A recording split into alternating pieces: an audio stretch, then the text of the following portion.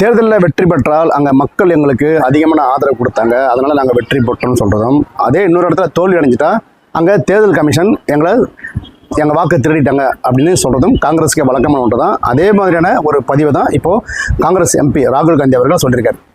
கேரளாவில் காங்கிரஸ் வெற்றி பெற்று ஆட்சி அமைக்குது. அங்கே பினராயி விஜயன் கிட்டேருந்து காங்கிரஸ் ஆட்சியை கைப்பற்றிருக்கு.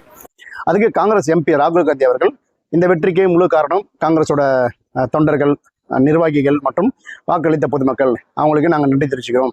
எங்களுக்கு இவ்வளோ பெரிய வெற்றி கொடுத்ததுக்காக நாங்கள் காங்கிரஸ் உங்களுக்கு சிறப்பாக செயல்படும், அதனால் அந்த மக்களுக்கும் நிர்வாகிகளுக்கும் தொண்டர்களுக்கும் நன்றி தெரிவித்து ஒரு பதிவு போட்டுக்கார். அதே சமயம் வெஸ்ட் பெங்கால்லையும் அசாம்லையும் தோல்வி அடைந்ததுக்கு அங்கே எங்களுக்கு வாக்களிக்காத மக்கள் காரணம் இல்லை, எங்கள் வாக்கை தேர்தல் கமிஷனும் பாஜகவும் திருடிட்டாங்க.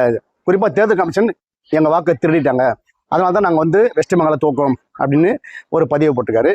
இது வழக்கமாக எல்லா இடத்துலையுமே எல்லாருமே சொல்கிற விஷயம் தான். வெற்றி பெற்றால் மட்டும் மக்கள் நமக்கு வாக்களிப்பாங்க, தோல்வி அடைஞ்சிட்டா அங்கே தேர்தல் கமிஷன் எங்கள் வாக்கை திருடிட்டாங்கன்னு சொல்கிறது காலங்காலமாக நடந்துட்டு வருது. அதே தான் இந்த முறையும் ராகுல் காந்தி அவர்கள் பதிவு பண்ணிருக்காரு. ஏன்னா வெஸ்ட் பெங்காலை பொறுத்த வரைக்கும் அங்கே காங்கிரஸ் 2 இடங்கள் தான் ஜெயிச்சிருக்கு.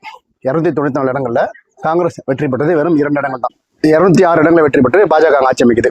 அதே போல் அஸ்ஸாமை பொறுத்த வரைக்கும் ஹேமந்த் பிஸ்வாஸ் தொடர்ச்சியாக 3வது முறையாக முதலமைச்சராக போகிறார். ஏன்னா அங்கே அவரோட செயல்பாடுகள் சிறப்பாக இருக்கனால மக்கள் அவங்கள தொடர்ந்து ஆட்சியில் வைக்கிறாங்க. இந்த முறை வெஸ்ட் பெங்காலில் எப்படி தமிழ்நாட்டில் திமுகவை அனுப்ப வேண்டும் அப்படின்னு மக்கள் ஒரு முடிவு எடுத்திருக்காங்களோ, அதே போல் வெஸ்ட் பெங்காலில் மம்தா அவர்களை அனுப்ப வேண்டும் அப்படின்னு ஒரு முடிவு எடுத்திருக்காங்க. அதுக்கு மாற்றாக அவங்களுக்கு இருந்த ஒரே சாய்ஸ் பாஜக தான். காங்கிரஸ் ஓரளவுக்கு மம்தாவுக்கு மாற்றாக இருந்திருந்தால், பாஜகவுக்கு மாற்றாக இருந்தால் காங்கிரஸ் இன்னும் நிறைய இடங்கள் ஜெயிச்சிருக்கோம். ஆனால் அது இல்லாமல் 2 இடங்கள் தான் வெற்றி பெற்றிருக்காங்க.